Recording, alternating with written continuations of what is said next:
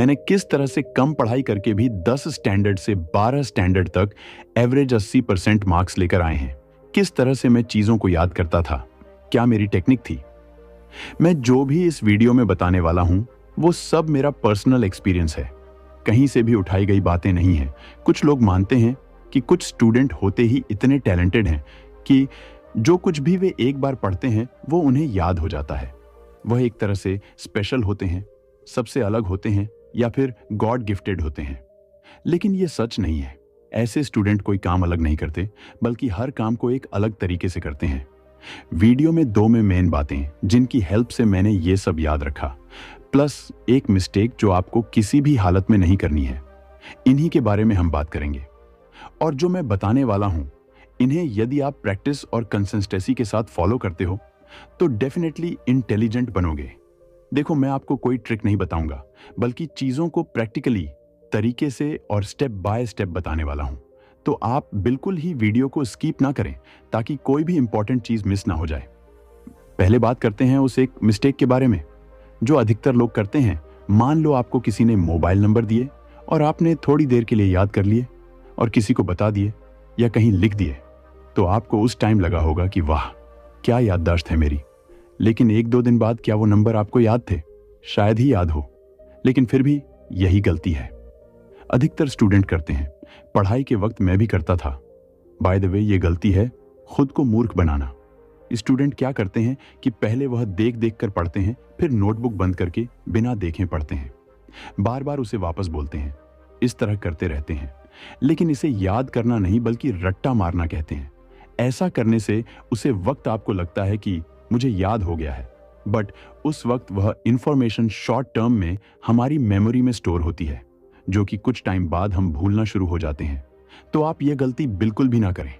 अब हम बात करते हैं उन दो चीजों के बारे में जिन्हें आपको फॉलो करना है। नंबर 1, जब हम नोट्स बुक को खोलकर उसमें लिखे शब्द को देखना शुरू करते हैं तो उस वक्त तो हमें लगता है कि मैं पढ़ रहा हूं, लेकिन वो शब्द पूरी तरह हमारे दिमाग को नहीं दिखते। क्या मतलब है इसका?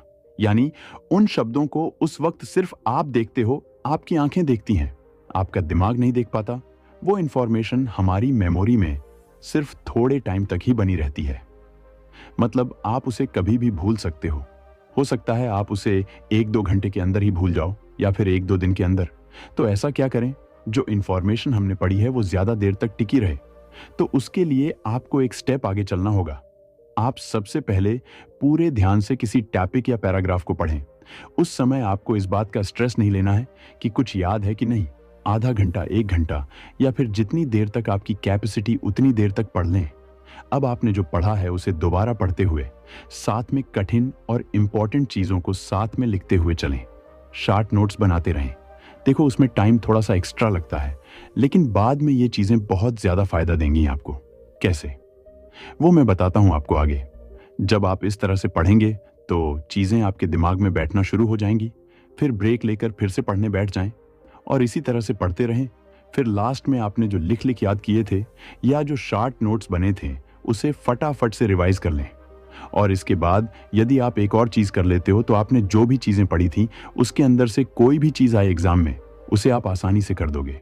और ये काम है पढ़े हुए मटेरियल में से क्विज को सॉल्व करने से होगा।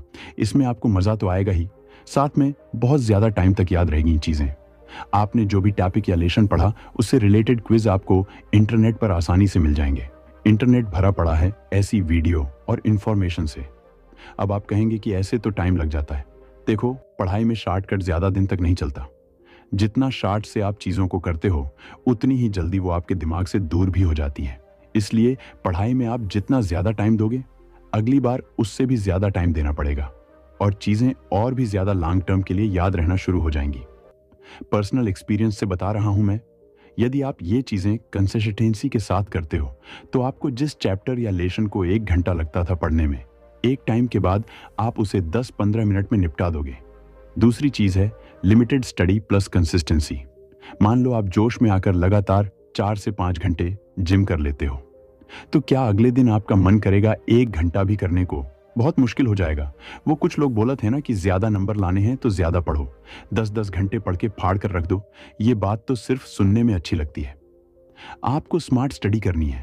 टैपर्स भी यही करते हैं, यानी आप डेली आधा चैप्टर या आधा लेशन ही पढ़ें, पर कंसिस्टेंसी पूरे साल पढ़ते रहें। जब आपके एग्जाम पास में नहीं है तब भी पढ़ते रहें। कुछ स्टूडेंट्स किसी दिन मोटिवेट होकर 8-10 घंटे पढ़ लेते हैं, लेकिन ऐसा वो ज्यादा से ज्यादा 2-3 दिन ही कर पाते हैं। फिर जोश खत्म होते ही वो पढ़ना ही छोड़ देते हैं। आप ऐसा ना करें, आप कम और थोड़ा थोड़ा पढ़ें, लेकिन डेली पढ़ें। इसके अलावा आप बाकी इंपॉर्टेंट बातें भी फॉलो कर सकते हो जो शायद आपको पता होगी, जैसे सुबह जल्दी उठकर पढ़ाई करना और पढ़ाई के बीच में रेस्ट लेना, जो पढ़ा है उसे दूसरों को सीखना, हो सके तो ग्रुप स्टडी करना, चीजों को कनेक्ट करके पढ़ना, एक्सरसाइज करना और अच्छी नींद लेना। ये भी आप स्टडी में इंक्लूड कर देते हो तो आप पढ़ाई में क्या क्या कर सकते हो आपको खुद भी नहीं पता। और हाँ, इस तरह पढ़ने के बाद आपको अच्छी और हेल्दी नींद लेना है, क्योंकि नींद का ही वह समय होता है जब आपका दिमाग डिसाइड करता है कि किस इंफॉर्मेशन को लॉन्ग टर्म मेमोरी में स्टोर करना है और किस को नहीं, इसलिए देर रात तक न जगे। इससे आपकी याद करके स्टोर करने की क्षमता पर बुरा प्रभाव पड़ता है और आप किसी भी चीज को लॉन्ग टर्म तक याद नहीं कर पाते। उम्मीद करता हूं यह वीडियो आपको पसंद आया होगा और आप इससे कुछ सीख पाए होंगे। दोस्त सपोर्ट दिखाने के लिए आप वीडियो को लाइक कर सकते हो, सब्सक्राइब कर सकते हो। Wish you all the very best. Thank you so much for watching.